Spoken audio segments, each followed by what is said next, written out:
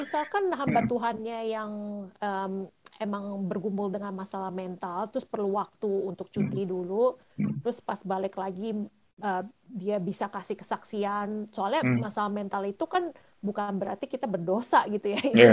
Itu ini cuma kayak semacam penyakit kayak sakit jantung, sakit kepala, bukan berarti kita berdosa gitu.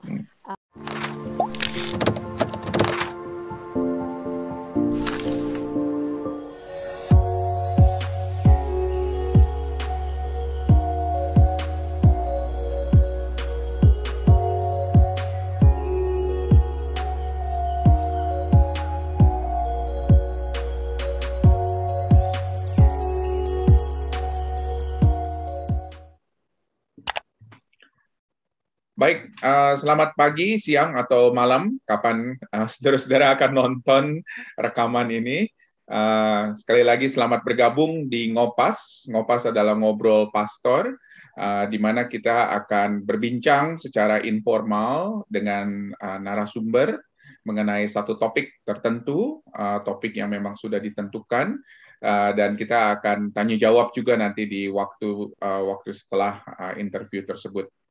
Jadi kalau misalnya saudara-saudara baru pernah nonton Ngopas ini, saya minta untuk kalau bisa subscribe channelnya dan nanti nyalakan notifikasinya supaya nanti kalau misalnya ada rekaman-rekaman baru, saudara bisa mendapatkan dan bisa menjadi berkat juga bagi saudara. Oke, sekali lagi ini adalah obrolan yang santai dan kita bersyukur sekali kalau misalnya pada pagi hari sekarang ketika kita rekaman atau siang hari di Sydney, kita kedatangan seorang narasumber yang bernama Ibu Jessica Halim. Selamat datang Jessica. Oke, selamat pagi atau siang juga saudara-saudara sekalian. Terima kasih Pak Kian untuk invite me untuk mengundang aku untuk ngobrol di sini juga. Ya, ya, ya, puji Tuhan. Jadi hari ini kita akan ngobrol satu topik mengenai kesehatan mental dari hamba-hamba Tuhan.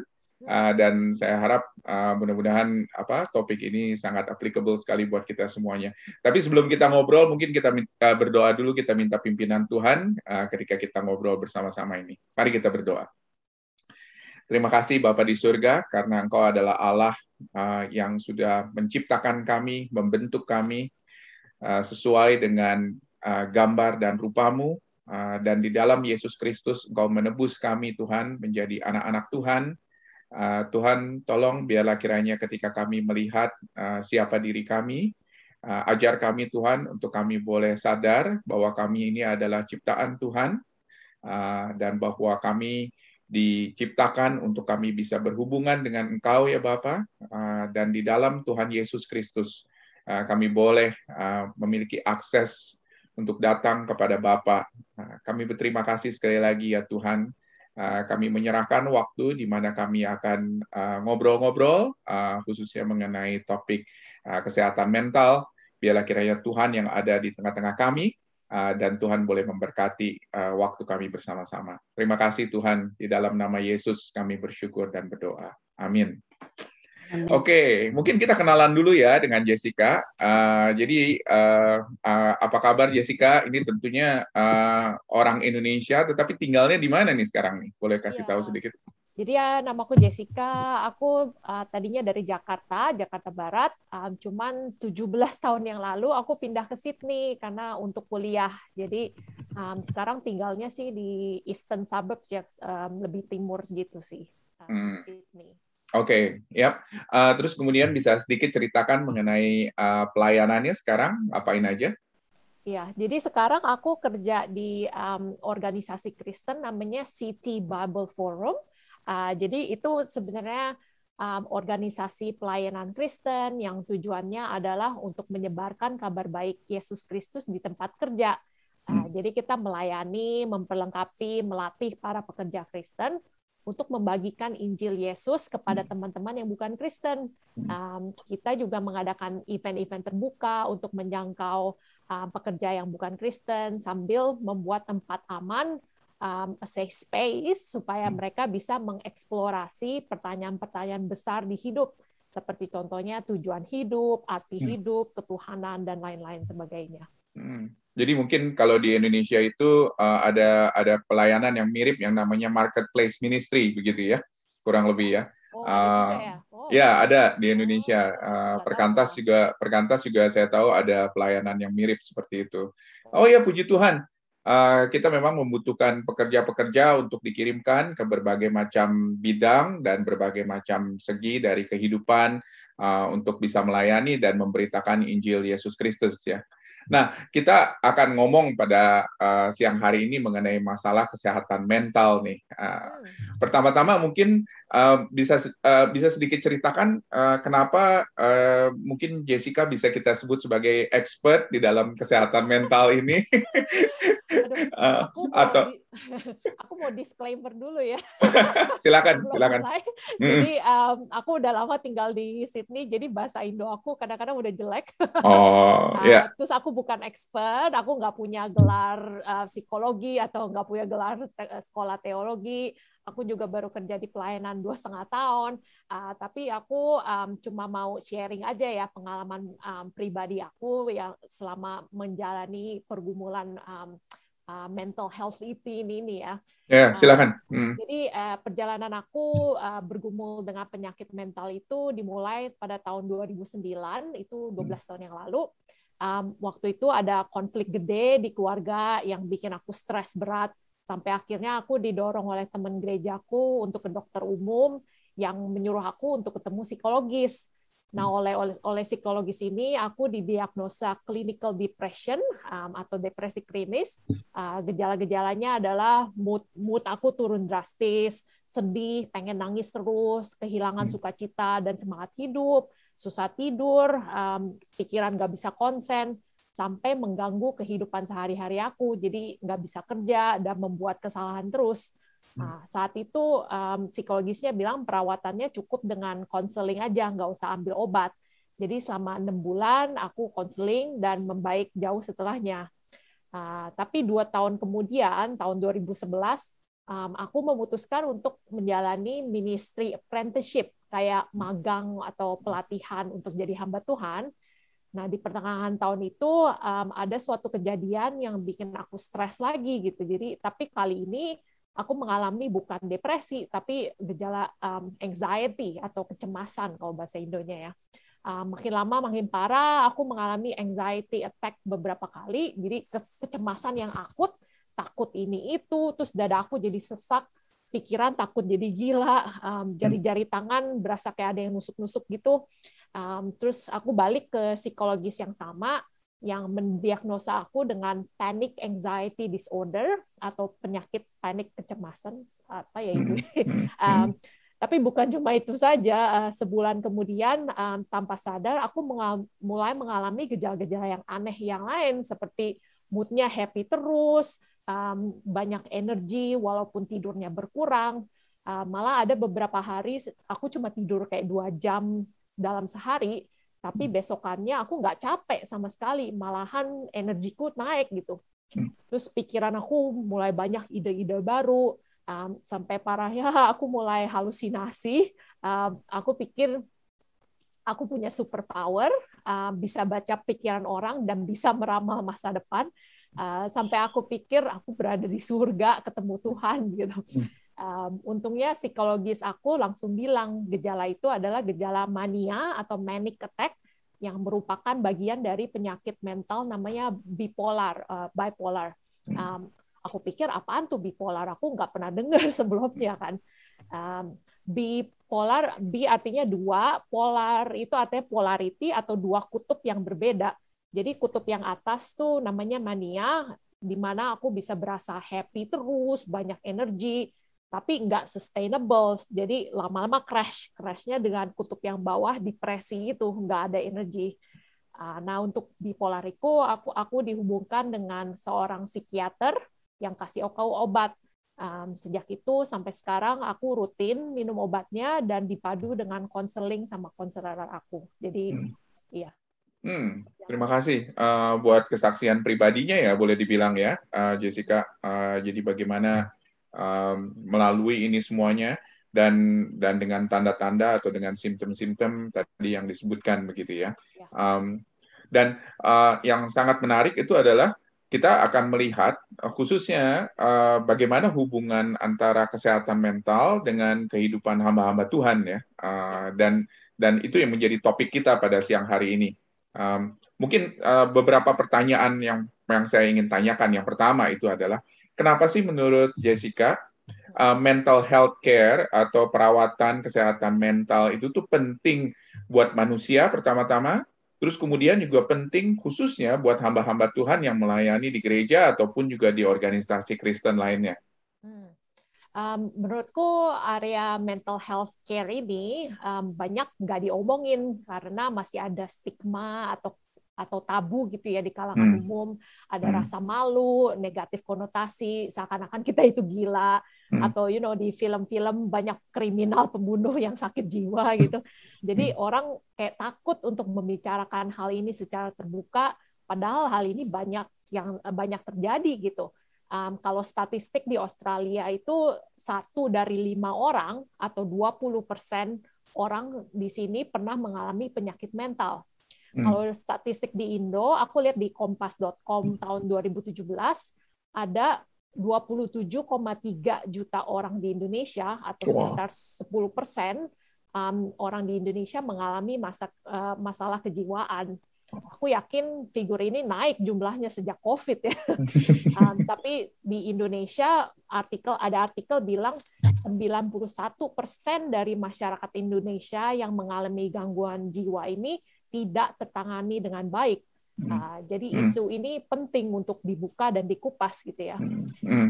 Menurutku mental health care itu penting untuk manusia secara umum karena kita diciptakan Tuhan sebagai manusia yang utuh secara fisik, jiwa, dan pikiran. Kalau kita olahraga untuk menjaga tubuh secara fisik dan misalkan ke gereja atau baca Alkitab untuk memelihara jiwa atau spiritual kita, kenapa nggak jaga pikiran kita juga gitu? Kalau organ tubuh kita bisa sakit fisik seperti sakit kepala, sakit jantung, ginjal, dan lain sebagainya, otak kita juga bisa sakit gitu. In the sense, menurut riset bilang penyakit jiwa itu disebabkan oleh ketidakseimbangan bahan kimia di otak yang bisa dirawat dengan obat-obatan dan konseling. Jadi penting untuk menjaga diri sendiri kita secara keseluruhan, fisik, jiwa, dan pikiran. Yang kedua, untuk pastor atau hamba Tuhan, itu juga nggak imun terhadap penyakit mental. Malah statistik di Amerika tahun 2019 bilang 23% atau hampir 1/4 pastor di Amerika pernah mengalami semacam penyakit mental. Malah artikelnya bilang pastor itu punya resiko untuk mengalami depresi yang lebih besar dibanding masyarakat umum. Kalau di Australia ada survei di Perth, udah lama sih, tahun 1992, bilang 27% dari semua pastor di Perth pernah mengalami burnout, breakdown, atau penyakit serius. Figurnya naik jadi 44% untuk pastor yang udah melayani pelayanan lebih dari 15 tahun. Ada artikel yang bilang stres terus-menerus dan burnout bisa menyebabkan depresi dan kecemasan. Aku nggak nemu statistik di Indo untuk pastor, tapi aku yakin pastor-pastor di Indo juga mengalami tantangan yang mirip. Jadi menurutku mental health care itu penting buat hamba Tuhan supaya kita bisa menghindari burnout dan penyakit mental dan tahan melakukan pelayanan dalam jangka panjang. Contohnya kayak Rasul Paulus bilang kita hidup kekristenan itu ibaratnya lari maraton jangka panjang, bukan sprint. Selain itu, satu pelajaran yang paling penting buatku selama aku bergumul dengan penyakit mental itu ialah Tuhan adalah Tuhan dan aku bukan Tuhan. Aku cuma manusia yang terbatas, bukan Tuhan yang maha kuasa. Jadi aku perlu istirahat, perlu stop dari pelayanan untuk menjaga diri sendiri, perlu ambil waktu istirahat untuk mengisi energi lagi. Ibaratnya kayak baterai HP kalau udah low-bat kan mesti di-charge gitu ya. Malahan yang aku pelajari itu kalau aku mikirnya aku nggak perlu istirahat terus melakukan pelayanan, buatku itu malah kayak semacam pride atau bangga diri, berpikir kalau kita bisa jadi Tuhan gitu, bisa melakukan pelayanan terus tanpa stop, tapi malah bukan berserah pada Tuhan. Luar biasa ya, itu statistiknya tinggi sekali ya. Dan kita lihat di Indonesia juga, walaupun memang nggak ada statistik hamba-hamba Tuhan, tetapi dari statistik yang umum itu udah tinggi sekali, dan itu yang tercatat ya. Kalau yang nggak tercatat mungkin kita nggak tahu juga gitu loh. Ada begitu banyak. Tetapi luar biasa statistik yang dari Amerika dan dari Australia yang menunjukkan bahwa memang ini adalah sesuatu yang bukan tersembunyi, ini memang jelas ada begitu loh.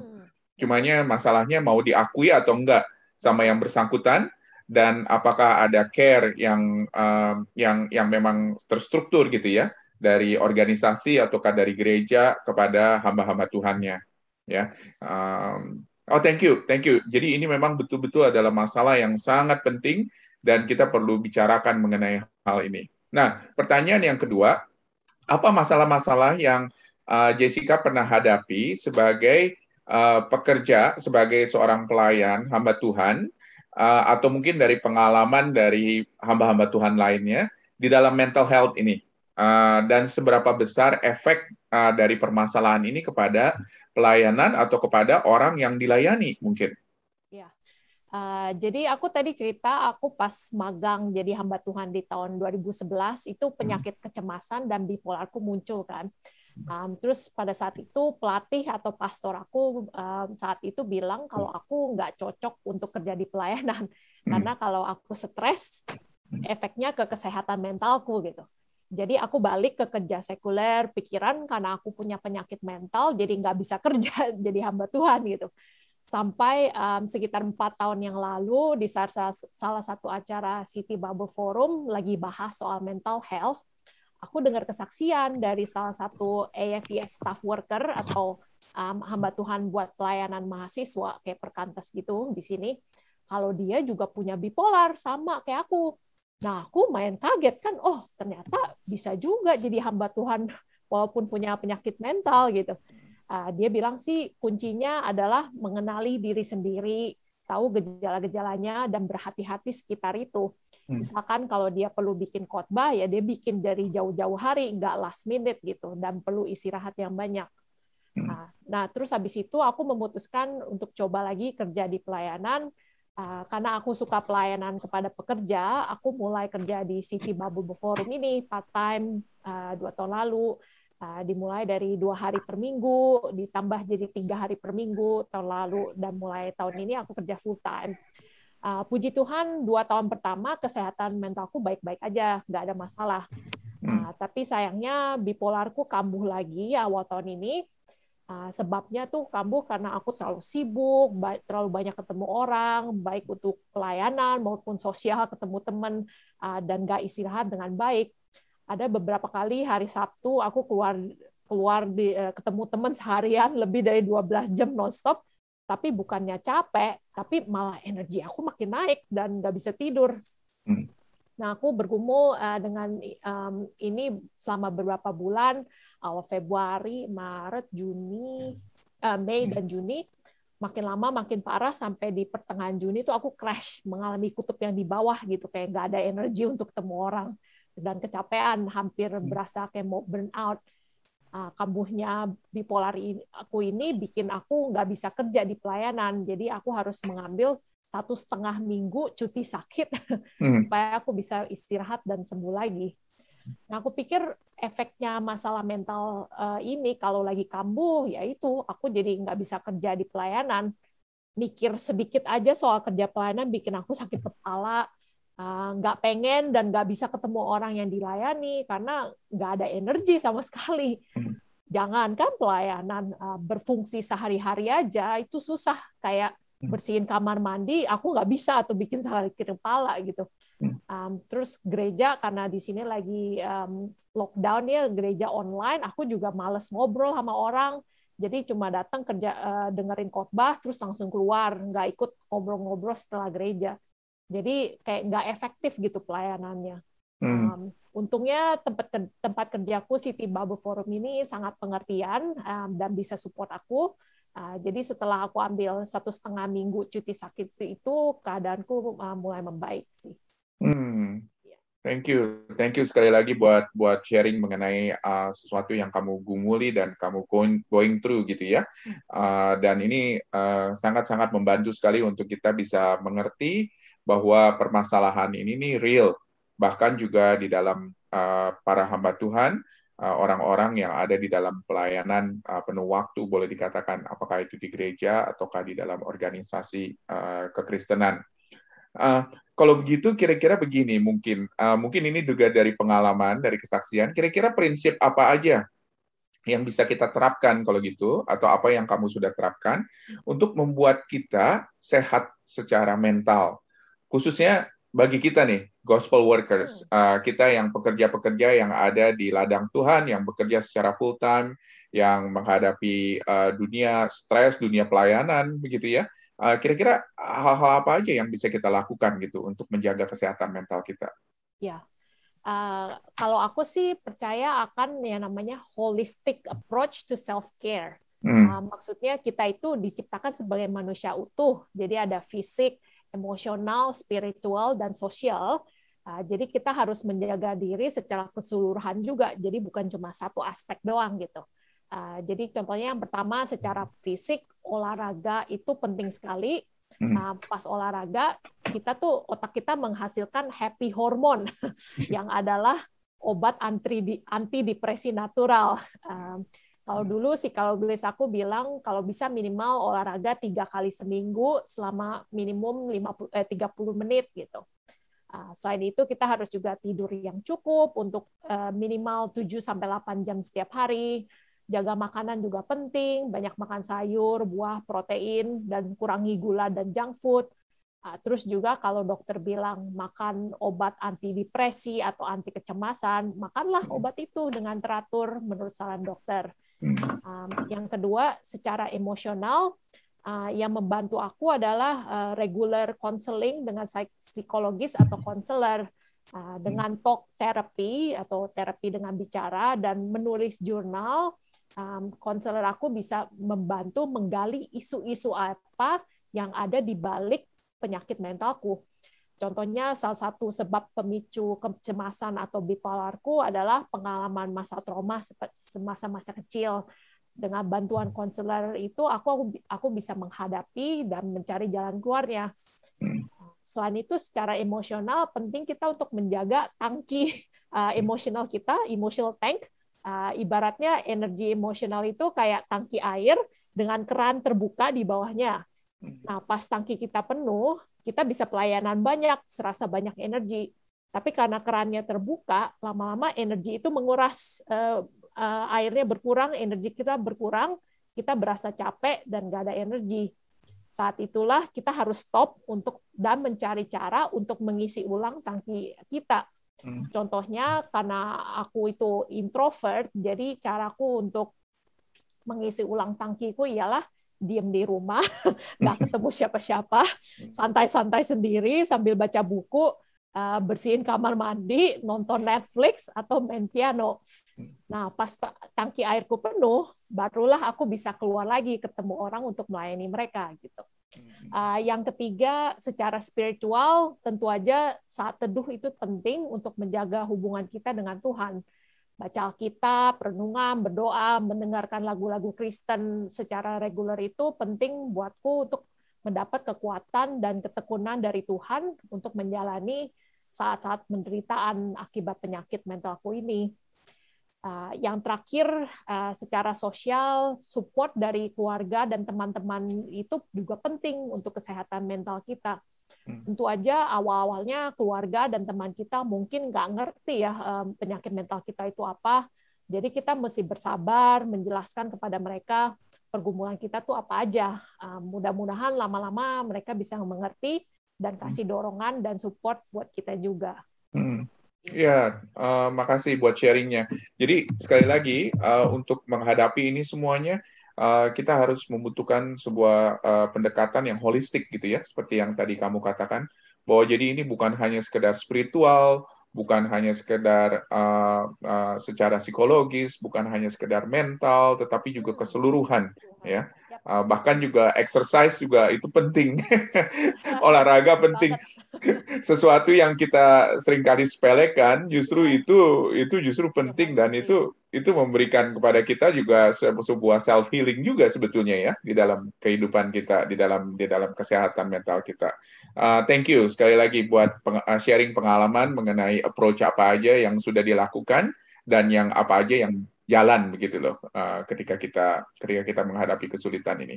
Nah, mungkin pertanyaan yang terakhir ini adalah bagaimana sebetulnya ketika kita bisa mengajarkan hal ini kepada jemaat kita. Jadi apa yang bisa kita ajarkan sebagai seorang hamba Tuhan, kita memimpin jemaat, apakah mungkin kita memimpin kelompok KTB di kampus, ataukah mungkin di tempat pekerjaan, dan lain sebagainya. Kira-kira apa saja yang bisa kita ajarkan di dalam hal mental health ini kepada orang-orang yang kita muridkan atau kita layani? Ya, yang pertama menurut aku kita hamba Tuhan perlu untuk mencontohkan self-care yang baik ya, dengan kita menjaga diri sendiri secara fisik, emosional, spiritual, dan sosial yang aku bilang tadi. Mudah-mudahan itu bisa jadi panutan atau contoh untuk jemaat kita. Jadi kalau misalkan kita kerja pelayanan terus-menerus, sampai istirahat, available 27 jam, 7 hari, tanpa olahraga, kurang tidur, dan seterusnya, itu cuma jadi contoh workaholism untuk jemaat kita ya, bukan contoh healthy lifestyle gitu ya. Yang kedua, akan lebih membantu untuk jemaat kita kalau kita bisa berbicara tentang topik ini secara terbuka, tanpa judgment atau tanpa merasa dihakimi. Tujuannya adalah untuk membuat safe space atau tempat yang aman untuk berbicara tentang mental health ini tanpa judgment, dan untuk mengurangi stigma atau tabu tentang topik ini. Contohnya mungkin bikin seminar tentang mental health di gereja, bisa panggil misalkan psikologis, konselor, psikiater yang Kristen untuk kasih pendapat expert mereka, sambil ada khotbah apa yang Alkitab bilang soal depresi atau kecemasan. Atau bisa juga membuat semacam support group untuk jemaat yang bergumul dengan penyakit mental ini, biar bisa saling support satu sama lain. Atau yang ketiga, mungkin kita bisa mengajarkan jemaat dari atas mimbar gitu, dengan membuat seri khotbah tentang mental health, apa yang Alkitab bilang soal depresi atau kecemasan dan lain sebagainya, dan apa yang harus kita lakukan untuk menjaga diri secara keseluruhan. Soalnya banyak kayaknya contoh-contoh karakter di Alkitab yang sepertinya mereka mengalami beban mental juga gitu, misalkan Ayub atau Yeremia atau Daud di Mazmur, banyak juga contoh-contoh kayak gitu. Dan jadi maksudnya Alkitab nggak diam soal masalah ini, dan kita bisa mengajarkan jemaat kita gitu. Baik, thank you sekali lagi buat saran-sarannya, atau buat sekali lagi buat tips ya, boleh dikatakan gitu ya, dari apa yang bisa kita lakukan khususnya di dalam pelayanan kita kepada jemaat kita atau kepada orang-orang yang kita muridkan atau orang-orang yang kita layani. Dan memang betul, contoh self-care itu penting gitu untuk kita lakukan, supaya orang-orang yang kita layani pun juga tahu bahwa ini adalah sesuatu yang sangat serius, yang perlu kita pelihara dan perlu kita jaga juga gitu ya. Tentunya ada beberapa reference ya, ada beberapa website yang nanti bisa dibagikan. Nanti saya akan copy and paste ini, dan nanti kita akan taruh di hasil editing terakhirnya beberapa website yang useful yang kamu sudah kirim ke saya gitu ya. Oke. Thank you sekali lagi ya, Jessica. Jadi pada saat ini kita akan membuka ruang tanya jawab atau ruang interaksi. Tidak perlu bertanya, mungkin memberikan komentar juga boleh. Dan nanti kita akan minta untuk Jessica mungkin bisa sharing mengenai pengalamannya atau apa yang dia tahu, bagaimana caranya untuk menghadapi situasi-situasi tertentu. Oke, saya akan buka waktu untuk bisa bertanya. Silakan unmute langsung dan bertanya langsung kepada Jessica.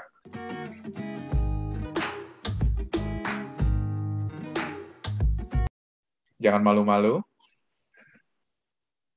Aku ada pertanyaan. Iya, silakan. Ya, kayak yang Cika udah bilang kan, masih banyak stigma ya soal mental health, dan kayak dulu Cika juga ngalamin sendiri, disuruh step down dari ministry karena ada mental health problem. Dan menurut aku itu mungkin bukan sesuatu yang langka. Jadi sekarang bagaimana Cika akan merespon kalau ada orang yang datengin Cika terus bilang, kayaknya Cika harusnya nggak jadi hamba Tuhan karena ada mental health problem gitu.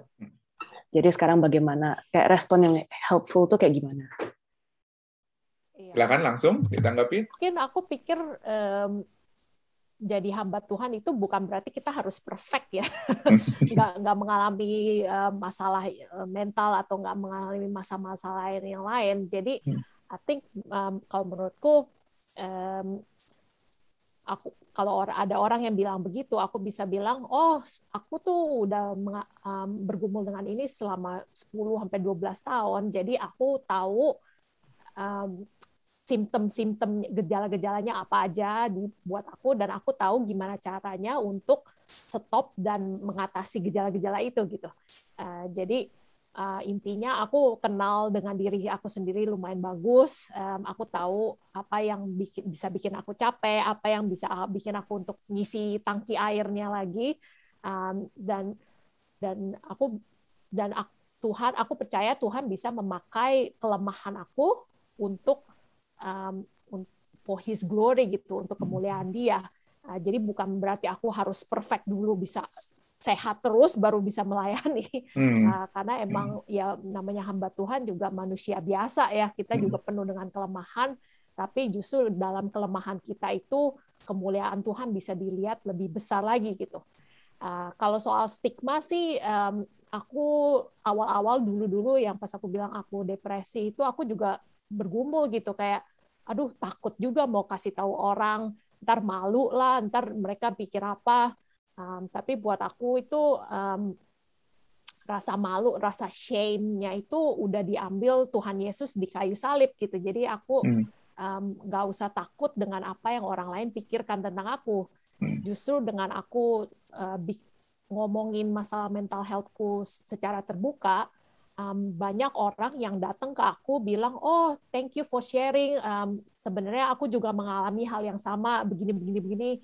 Jadi aku bisa connect dan aku malah bisa membantu orang lain dengan punya pengalaman yang sama gitu.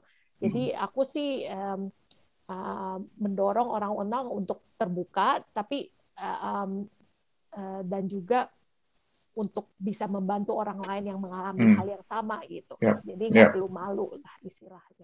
Betul. Saya rasa poin itu penting memang untuk digarisbawahi.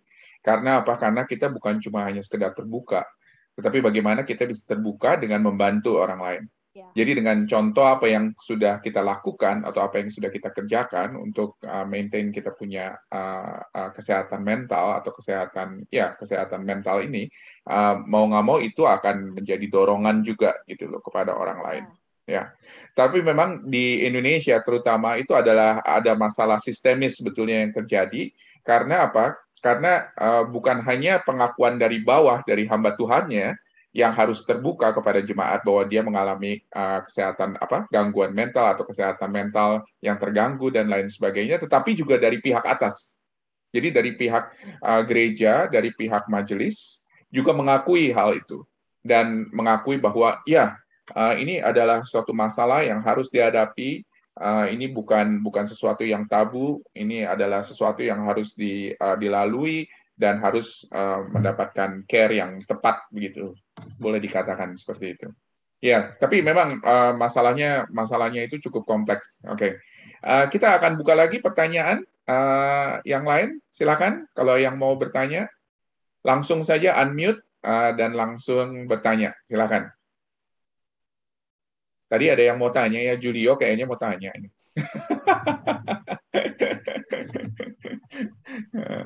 Nah, mungkin kalau misalnya nggak ada, saya akan bertanya. Yang menjadi menarik sekarang di sini itu adalah seberapa, misalnya begini ya, ada satu hamba Tuhan misalnya yang sudah melayani di satu gereja, dan dia secara terbuka dia mengatakan dia mengalami gangguan kesehatan mental gitu misalnya. Nah, pertanyaannya sekarang, seberapa banyak waktu yang harus kita berikan untuk orang itu melakukan self healing, atau mungkin orang itu pergi ke expert, ke psikolog, ke counselor dan lain sebagainya, sebelum dia kembali lagi untuk melayani. Jadi maksud saya, oke, kita kasih dia break begitu, tetapi sampai berapa lama sebelum dia bisa kembali melayani dan apa indikasinya? Saya selalu itu sebetulnya yang menjadi permasalahan saya juga. Saya mentor beberapa staff, contohnya di kampus yang datang ke saya secara terbuka, which is fine gitu ya. Secara terbuka mereka bilang bahwa mereka mengalami ya isu-isu mental ini. Saya bilang oke, saya akan berikan waktu space gitu untuk mereka pergi ke expert dan lain sebagainya. Tetapi sampai berapa lama dan apa indikasinya gitu loh maksud saya. Nggak tahu ya, ada pengalaman atau ada tips nggak buat orang-orang yang seperti saya gitu loh, untuk saya bisa ya kasih tahu bahwa oke, 2 minggu, oke, 3 minggu atau berapa lama begitu. Tiap orang beda-beda ya, maksudnya isu-isunya juga beda-beda. Jadi nggak bisa aku bilang oke 2 minggu cukup atau sebulan cukup. Kalau aku sih dari pengalaman aku pas pertama kali aku dapat depresi sama kecemasan dan bipolar ini, aku nggak kerja itu selama 6 bulan. Wow. tapi itu karena udah parah banget sampai bener-bener dokternya tuh bilang kalau aku lagi itu nggak dijaga sama keluarga, koko aku ada di sini atau teman-teman, aku tuh mestinya udah masuk mental health hospital gitu. Dan emang saat itu emang saat yang sulit banget ya, jadi emang buat aku belum nggak ada space untuk bisa kerja gitu. Tapi selama 10-12 tahun terakhir ya aku udah kenal diri sendiri, udah banyak konseling, banyak makan obat juga. Jadi I think menurutku lama-lama makin mudah untuk menjaga diri sendiri karena aku udah tahu apa yang bekerja buat aku, apa yang enggak. Jadi misalkan yang tahun ini bipolarku kambuh, aku cuma perlu waktu 1,5 minggu gitu cukup gitu. Jadi kalau misalkan buat hamba Tuhan yang lain, misalkan mereka bilang, oh ya aku ada masalah mental nih gini-gini, biasa sih kasih waktu off ya. Berapa lama ya aku juga nggak bisa bilang. Terus oke lah, kalau misalnya nggak tahu berapa lama, indikasinya apa kalau misalnya orang itu udah siap kembali ke pelayanan? Mereka bisa berfungsi apa enggak? Oke. Soalnya kalau buat aku pas aku lagi sakit, aku nggak bisa ketemu orang. Soalnya kan pelayanan banyak kan itu ketemu orang Harus gitu ketemu kan. orang ya. Jadi sampai lagi itu aku lagi sakit, aku benar-benar nggak bisa deh kayak, aduh, terus berfungsi dengan sehari-hari aja tuh susah gitu, mau bersihin kamar mandi, mau bersihin kamar aja susah. Tapi pelan-pelan itu membaik sampai aku bisa, misalkan sakit kepalanya udah hilang, terus sudah energinya udah lumayan oke lah kira-kira, baru aku bisa melayani lagi gitu. Indikasinya ya mungkin sampai dia bisa berasa bisa ketemu orang lagi, bisa pelayanan lagi gitu. Ya, oke, ya itu bantu sekali. Paling nggak ada satu indikasinya apa begitu ya. Oke, saya buka lagi ruang pertanyaan. Kalau misalnya ingin bertanya, silakan Pak Agung. Ya, makasih. Makasih Jessica. Ya, nggak apa-apa. Mau tanya aja. Kadang-kadang menurut saya ya, pemikiran saya itu kadang-kadang menjadi penghalang itu ada beberapa hamba Tuhan mempunyai pandangan teologis bahwa psikologi itu tidak alkitabiah. Nah, pernah bertemu ya. Dan kadang-kadang ini maaf kata ya, Sigmund Freud itu dibully habis-habisan. Freud itu dibully habis-habisan. Tanpa mereka pernah membaca secara keseluruhan dan aplikasinya seperti apa sih sebenarnya gitu.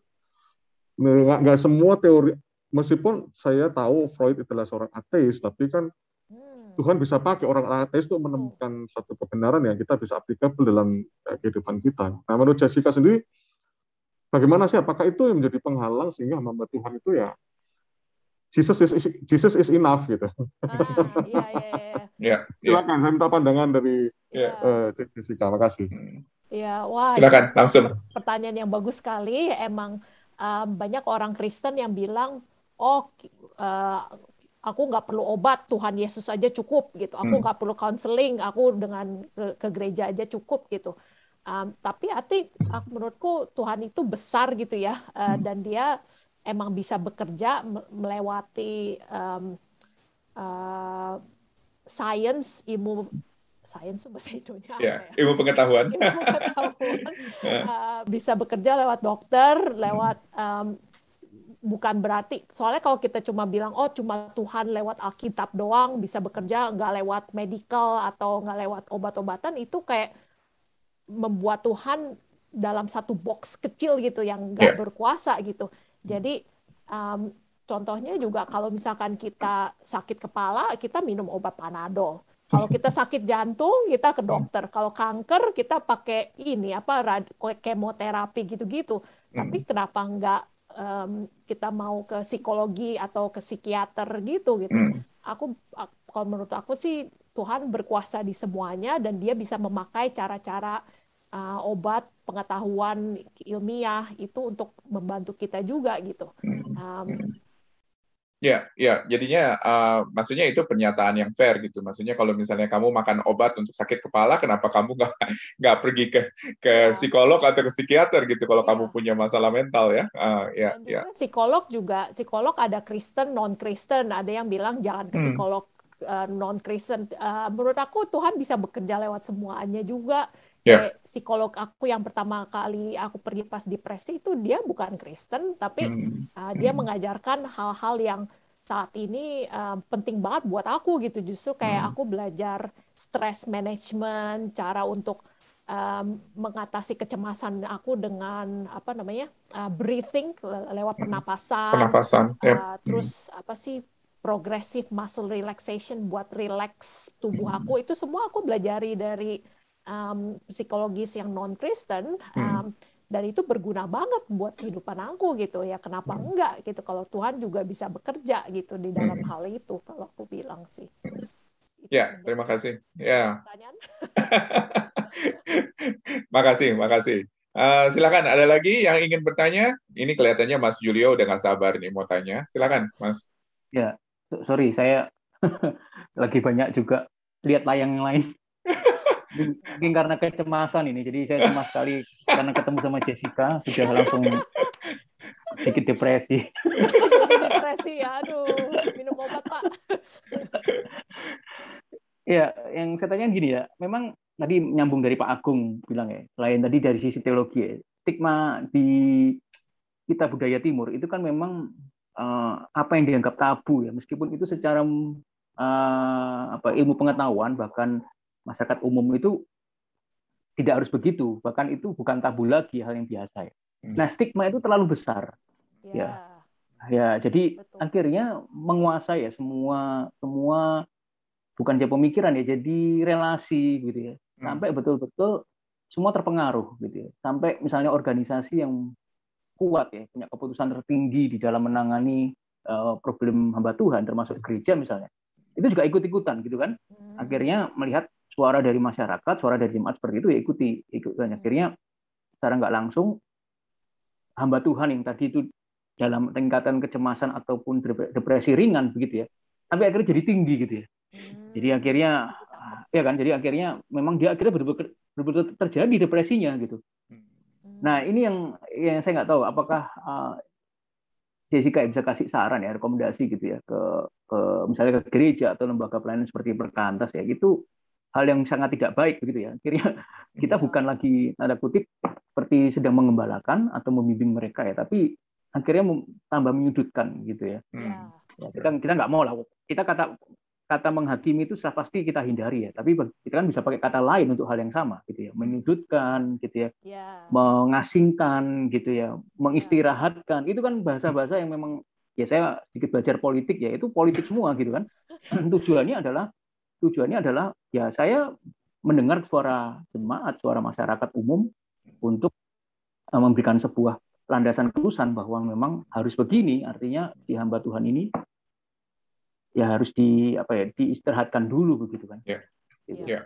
Nah, sehingga mungkin rekomendasi yang kedua ya. Bentar, Pak. Yang kedua adalah sampai seberapa jauh ya. Artinya gereja itu bisa tetap mengembalakan hamba Tuhan itu ya sampai akhirnya dianggap selesai problem itu. Jadi yang pertama tadi ya masalah stigma yang terus-menerus itu menjadi suara besar, ya suara umum. Nah, yang kedua, sampai sejauh mana ini lembaga atau institusi itu melayani ya orang yang depresi khususnya hamba Tuhan ya, sampai sejauh mana gitu. Artinya begini, kalau dia pun menyuarakan kepada jemaat bahwa ini perlu ada pengembalaan, dia pun juga harus fair mengatakan bahwa dia sudah selesai gitu dalam pengembalaan. Nah, bagi saya itu yang kadang nggak disuarakan. Ya, jadi istilahnya tuh entah itu lupa atau ya mungkin politik lagi ya. Ya akhirnya nggak ada sama sekali untuk mengatakan bahwa hamba Tuhan ini dalam problem yang dihadapi sudah selesai dan kita harus hargai kembali untuk dia kembali kepada pelayanan. Bagi saya kadang saya tidak mendengar hal itu ya. Jadi nggak fair gitu ya. Jadi kalau dihukum seberat-beratnya tapi dibebaskan itu nggak seperti menghukum seberat-beratnya tadi gitu. Gitu kan. Nangkap ya Jessica ya maksud saya. Ya. Silakan langsung ditanggapi gimana? Kalau stigma emang susah juga sih, maksudnya dengan kita gereja doang mungkin agak susah untuk membuka stigmanya ya. Misalkan contoh aku kalau di Australia pas 12 tahun lalu aku mengalami depresi pertama kali itu emang stigmanya juga masih gede gitu. Tapi untungnya di sini itu ada organisasi sekuler yang bukan Kristen yang khusus untuk membuka, melatih, mendorong orang untuk ngomongin hal-hal ini. Contohnya namanya Beyond Blue atau Black Dog Institute atau Lifeline itu emang pemerintah Australia udah bikin kayak charity organisasi non-profit yang untuk emang tugasnya pengen mengupas masalah mental health ini supaya bisa terbuka. Jadi tapi kalau di Indonesia ya gimana ya, aku juga bingung. Kalau pemerintahnya juga nggak ada inisiatif atau kalau dari gereja doang mungkin ada yang mungkin bisa terbeban untuk bikin ministry pelayanan tentang mental health ini gitu, misalkan membuat center of mental health whatever yang tugasnya mau bikin khotbah atau kunjungan ke gereja-gereja untuk mengedukasi jemaat dan juga hamba Tuhan tentang permasalahan ini. Mungkin itu satu cara yang bagus sekali sih ya kalau aku bilang ya, misalkan ya itu nanti PR-nya untuk Jessica dan Pak Agung kali untuk membuat satu lembaga di Indonesia yang melayani para hamba Tuhan khususnya di dalam menangani kesehatan mental ini. Alangkah bagus ya kalau bisa ada ya lembaga kayak gitu. Tetapi yang kedua itu yang tadi yang disebutkan oleh Mas Julio, yang kedua itu berhubungan dengan tadi yang saya bicara juga gitu ya, bahwa seringkali gereja atau lembaga itu nggak sadar kalau mereka itu bukan hanya melayani orang-orang yang ada di bawah, tetapi mereka juga melayani pekerjaannya juga. Pekerja rohaniwan gitu loh. Jadi seringkali penggembalaan itu dilakukan dan ditekankan untuk menggembalakan jemaat, tetapi lupa nih rohaniwannya sebetulnya perlu digembalakan juga gitu loh. Rohaniwan juga perlu menemukan sebuah tempat di mana mereka bisa bertumbuh, secara kerohanian bisa bertumbuh, secara mental juga bisa berkembang dan lain sebagainya gitu loh. Dan seringkali itu dilupakan.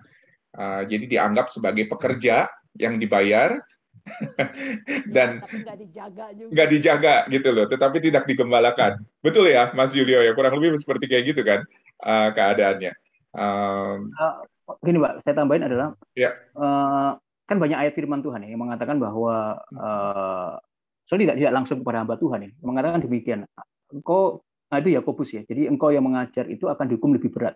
daripada orang lain kan begitu kan, Yakobus, kemudian ada surat-surat, ada ayat yang lain. Itu kan istilahnya adalah ketika ketahuan bahwa si hamba Tuhan ini lagi punya kesehatan mental yang kurang baik, maka pengembalaan dia lebih khusus begitu ya. Namun hukumannya juga lebih berat tanpa sadar gitu. Mungkin gereja itu tidak bermaksud menghukum lebih berat, tapi orang yang bersangkutan itu merasa dia terhukum berat. Sampai pada waktu dia diberitahukan bahwa dia diistirahatkan, dicutikan. Itu kan orang sudah nangkep, ini berarti ada problem. Tapi dia si gereja ini juga lupa pada saat dia sudah selesai, si hamba Tuhan ini menyelesaikan semua proses pengembalaan, itu tidak lagi disampaikan bahwa dia sudah selesai. Gitu loh. Nah, itu bagi saya nggak fair. Nggak, Pak ya. Jadi seringkali jadi memang kita jadi terdakwa yang akhirnya selama-lamanya gitu. Terdakwa yang terhukum gitu ya, meskipun tidak ada hukuman seperti putusan pengadilan, tapi stigma itu terus mana gitu. Nah, akhirnya hamba Tuhan itu misalnya waktu mau mundur atau memang dia harus oke lah, saya main hari kok begini, saya nggak lagi melayani tempat ini, kemudian dia perlu waktu, kemudian dia melayani tempat lain. Nah, gereja itu mungkin pernah dengar suara tentang dia gitu. Nah, itu akhirnya menjadi sebuah, maaf kata ya, kayak sindikat ya, satu dengan yang lain yang terhubung, yang mengatakan bahwa ya dia sudah tidak bisa masuk dimanapun. Gitu loh. Ya. Padahal sebetulnya masalah yang terjadi itu belum tentu diketahui dengan jelas oleh semua orang, betul nggak? Itu mungkin hanya sekedar selentingan atau rumor yang terdengar aja gitu ya, kurang lebih ya. Ya itu Pak, jadi yang saya maksud adalah, selain itu yang kedua adalah ketika dia sudah selesai dalam bimbingan itu, masalah selesai itu tidak tersampaikan informasi itu, sehingga seringkali yang terdengar adalah dia tetap terhukum, dia tetap punya masalah. Gitu loh Pak, maksud saya itu yang saya sering dengar ya. Sehingga itu akhirnya menjadi stigma yang tidak baik bagi yang bersangkutan, tetapi juga pasti jadi stigma tidak baik kepada lembaga itu. Berarti engkau tidak pernah memperlakukan pekerjamu dengan baik, gitu. Kira-kira begitu. Tapi itu bukan hanya sekedar masalah mental ya, maksudnya di dalam segala hal, ketika ada satu kesalahan yang terjadi kepada seorang hamba Tuhan, itu biasanya rata-rata nempel. Sulit sekali untuk dicabut, dan semua orang akan tahu bahwa itu asosiasinya dengan hamba Tuhan itu adalah dosa A atau dosa B gitu. Ya. Misalkan hamba Tuhannya yang emang bergumul dengan masalah mental, terus perlu waktu untuk cuti dulu, terus pas balik lagi dia bisa kasih kesaksian. Soalnya masalah mental itu kan bukan berarti kita berdosa gitu ya. Ini cuma kayak semacam penyakit kayak sakit jantung, sakit kepala, bukan berarti kita berdosa gitu. Aku cuma berpikir kalau misalkan hamba Tuhannya itu kembali lagi ke jemaat dan mungkin berani untuk membuka diri, berani untuk bilang, oh ya, yang aku alami itu begini, tapi Tuhan tetap setia, Tuhan tetap baik untuk aku selama aku menjalin pergumulan ini. Apa mungkin itu bisa membantu mengurangi stigmanya juga, kalau dikasih kesempatan untuk kesaksian juga gitu kali ya.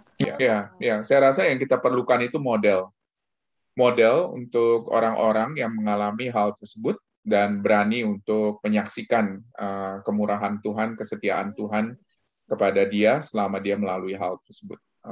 Dan saya rasa nggak banyak di Indonesia yang berani seperti itu.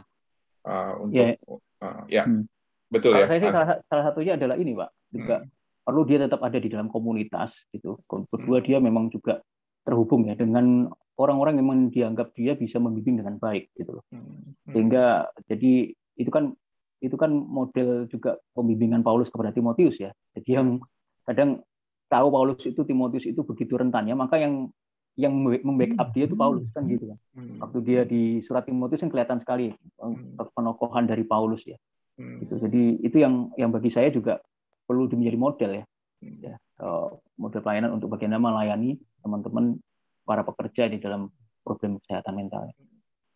Wah, ternyata permasalahannya begitu kompleks, begitu banyak, dan kalau kita ngobrol mungkin ini ngopasnya bisa sampai 12 jam kali, nggak habis-habis ya. Tapi kita harus akhiri di sini. Bukan sedang menggantikan Jessica sebagai speaker hari ini ya. Nggak apa-apa, justru bagus sekali kok Pak Julio. Ya, mungkin kita harus akhiri dulu sekarang ini, dan sekali lagi terima kasih Jessica untuk bisa menjadi narasumber pada hari ini, dan kita mengucap syukur sekali lagi Dan tentunya kalau misalnya teman-teman yang menyaksikan Ngopas ini di YouTube ingin bertanya atau apa, bisa taruh di komentar. Dan jangan lupa untuk like dan subscribe juga channel ini supaya bisa mendapatkan update-update dari ngobrolan kita yang berfokus kepada masalah-masalah yang lain. Sekali lagi terima kasih Jessica, dan terima kasih juga buat teman-teman yang udah ikut serta pada siang hari ini. Mari kita berdoa, kita mengucap syukur kepada Tuhan. Terima kasih ya Tuhan, buat waktu yang Tuhan berikan kepada kami, untuk kami boleh bicara mengenai masalah kesehatan mental ini. Tuhan, ini adalah sesuatu yang penting, dan ini adalah bagian di mana Tuhan menciptakan kami sebagai rupa dan gambar-Mu ya Tuhan.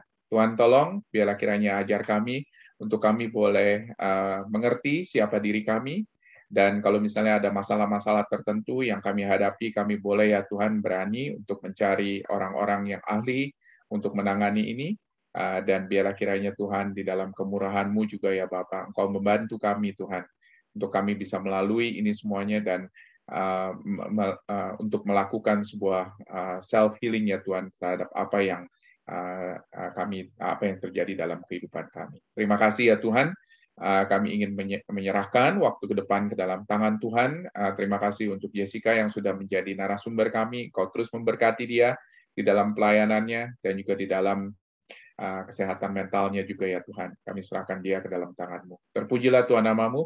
Di dalam nama Yesus kami berdoa. Amin. Amin.